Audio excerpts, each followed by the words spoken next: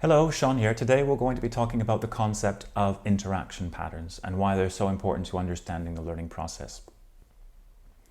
When we talk about interaction patterns, we can discuss in a classroom, for instance, how a teacher interacts with their students. So for instance, if a teacher is being observed, they may be observed to see who they interact with. So which students, how many times, the breakdown by gender. Does a teacher have a bias towards addressing one gender more than the other, one student more than the other, the length of the interaction, and so on. Now, this is one area of interaction patterns which I won't be dealing with today, but it's something that's very useful. The area of interaction patterns that I want to focus on today is narrower. It's how we interact with the person in front of us, be it our students, peers, other people in a webinar, and the idea of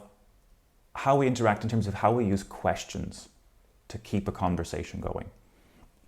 And this distinction between what we call referential questions and display questions, I found incredibly helpful.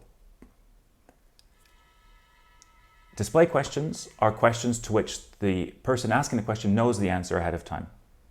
So for instance, in a language classroom, if you say, well, what's the past simple of bring? Well, we know it's brought. Okay, so I'm asking to check your knowledge of a given topic. Okay, and obviously that type of question has sometimes you need to use that type of question, and they can be incredibly useful. And then on the other hand, we've got what we call referential questions or open-ended questions. So those are questions where you're seeking information. You don't know the answer ahead of time. So what did you do over the weekend? What did you make of this film? And so on. And the reason that this is important in the language learning classroom, and I would argue is more broadly applicable too, is that at least for those of us who were trained in the communicative approach, which focuses on encouraging learners to speak a lot and interact with each other naturally, that we want to shift our attention away from display questions towards referential questions. So away from closed questions, where there's only one right answer or a defined range of correct answers, to questions which have any number of answers. And the idea here is that this will encourage people. The idea is often you'll go off on a tangent. It creates an element of unpredictability, which is actually really important, I would say, not just for language learning, but I would say for learning more generally, that it means surrendering your control of the agenda to an extent. I think you can still have referential questions, that is open-ended questions, and guide the discussion. So I don't want this to be too much of a false dichotomy. You can still have some control. But I found this concept really useful because I think if you go back and you think about satisfying learning experiences that you've had, I think you can probably explain a lot of what made that experience rewarding, either as a teacher or a learner, by looking at the nature of the interaction. Let's say you're a student. I don't think many students will have terribly positive memories of a learning experience where they're just called on to give short one-word answers and it's right or wrong. I think a lot of us have positive memories when we were allowed to interject and even potentially insert something that was not directly relevant to the agenda. But the thing is, we know with learning that often what seems initially as irrelevant there might actually be a connection, and even if it isn't, it might be another unrelated issue that needs to be dealt with. I feel really strongly about this, that this is one of the distinguishing features of a middling lecture or middling class and a really extraordinary one, and I think it's a question of a shift in mindset, to use that horrible buzzword that everyone's using nowadays. And I have to admit, I love it. I think it's actually really important. And this buzzword, I don't think it's just a gimmick, this idea of this interaction patterns. It is not this is well-founded, and I think it's definitely connected to a constructivist view of learning, whereby knowledge is constructed socially, it's co-constructed, it happens in a group, it happens in a community, and as opposed to this view of what we call the sage on the stage, the expert from on high transmitting information in one direction. And the reason I'm here today talking to you is that I had a discussion with a colleague of mine last year who works in EMI, English as a Medium of Instruction. So helping non-native English professors, lecturers, researchers interact with their audiences, their students more effectively. Now, the problem is that traditionally we think of the role of the English teacher as we're just giving you, we're here to transmit knowledge of English, rather than the broader concept of transmitting, or rather constructing communication skills. And we were both saying how the students, these participants, their perceived need was more English, or rather better English.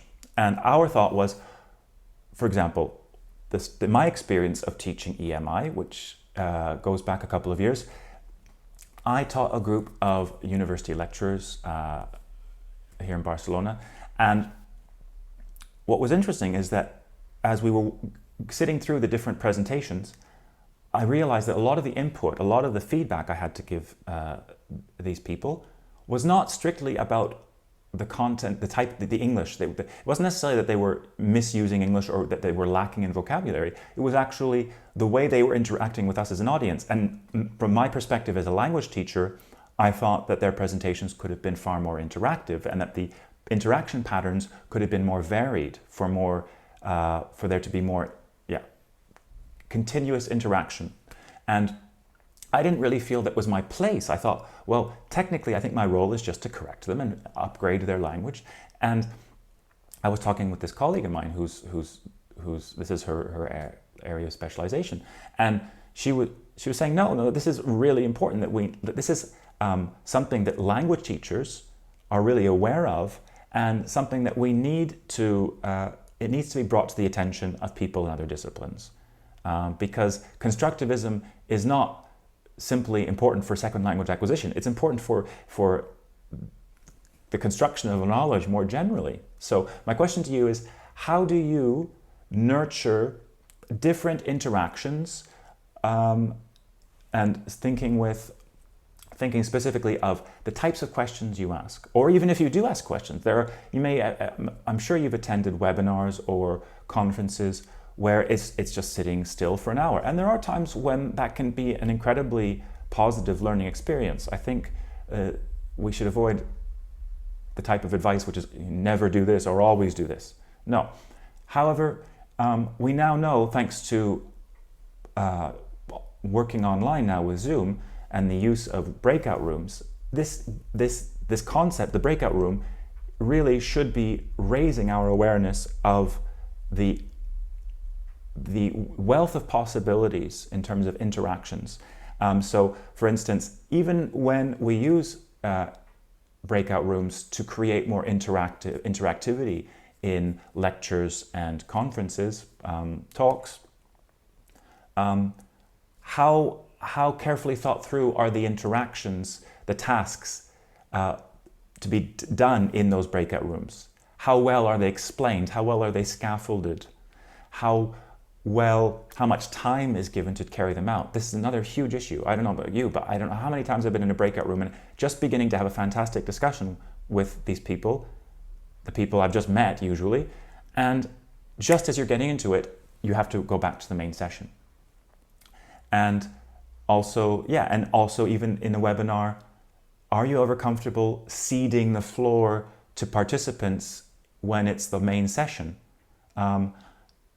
There's still, I think, this tendency to hold the reins tight. And a way of having some interaction in a less obtrusive way is using technologies like Slido or Mentimeter. So you can have polls.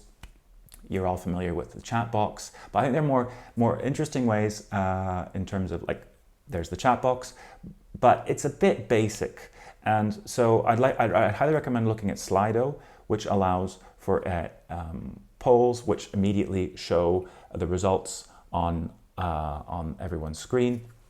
And if you're curious to see how Slido works, I recommend you take a look at the recording of the webinar I delivered for TESOL Spain in October called Towards a Cyborg Pedagogy. Now I'll include the link, and please put any comments you've got about this topic in the comments. I'm curious to know, those of you who are in another discipline using English as a medium of instruction,